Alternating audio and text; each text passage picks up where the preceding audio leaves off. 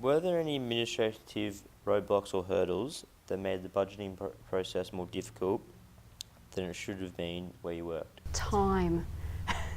Time. So you're all going to have your day-to-day jobs. We've all got a day-to-day job. That doesn't stop. And when it comes budgeting time, and you're talking, if you're in a big business, your budget can take you 2 months to prepare. You've got to allow time. And that's not just your time, it's coordinating your managers and their time, and then just crunching the numbers as well as balance the day-to-day. I think that was probably the biggest eye-opener I had when I started doing budgets in the media group. There's just time. The other challenge is technology.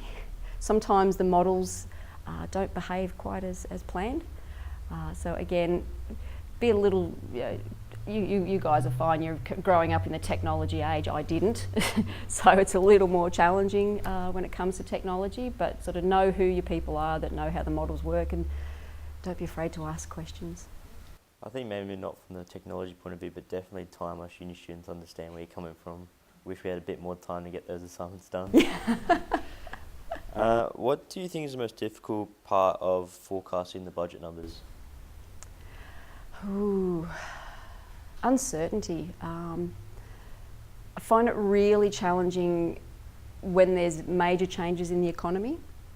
For example, in health, the purse strings for every family is tightening now, and private health insurance is pretty much a discretionary expenditure from a family's perspective. So a lot of people we found are either dropping out of private health insurance entirely, or reducing their coverage, so not having knees and hips covered in their insurance but still having general hospital medical admittances covered. So I think that's probably the biggest challenge, as well as getting everyone within the business together and rowing that same boat, rowing in that same direction. Typically, so going back to media, typically your ad directors and your editors are absolutely gung-ho. It's like, yep, we can do it, we can build this business, we can sell an extra $1 million and we can sell an extra 1 million papers. Yeah, okay. Do you really want to present that at corporate? Do we really want to commit to that bigger stretch goal? So managing expectations and personalities as well is some challenges.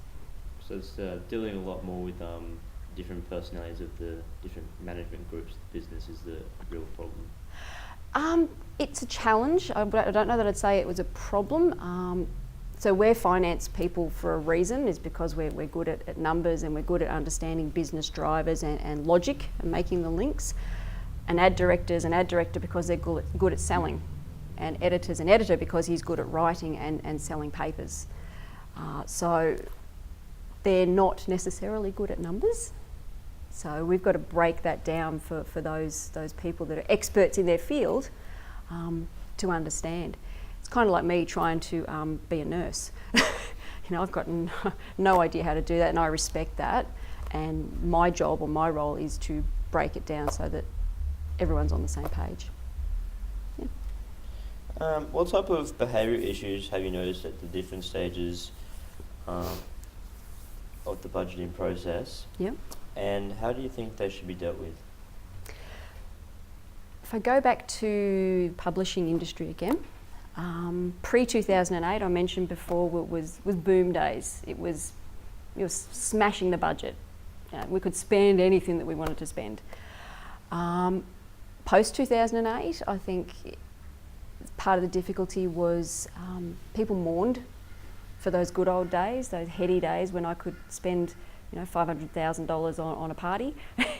Can't do that anymore, sorry. So it's changing that behaviour and trying not to be pessimistic, because you still need people in the business to be excited and want to grow the business, but it's putting that reality around it, putting a bit of a reality check in.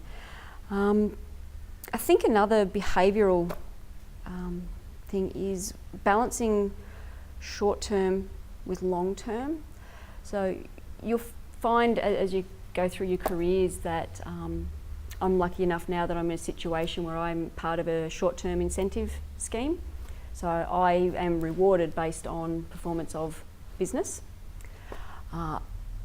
That presents a behavioural challenge, I think, because of course people want to make their money. So the general manager and the director of nursing, they want to see the business do well, make sure everyone's doing well, but also get our little bonus and what have you.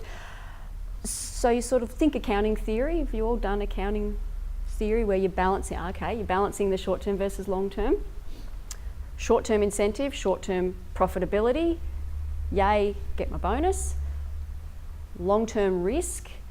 Maybe not making the right decisions for the longevity of the business. Maybe not making those capital investment purchases to ensure that you've got the right equipment to continue with the business. So you've got a lot of short-term, long-term competing goals going on there that can generate some behavioural. I haven't seen behavioural issues, but you think of the theory and the logic, and it can lead to those situations.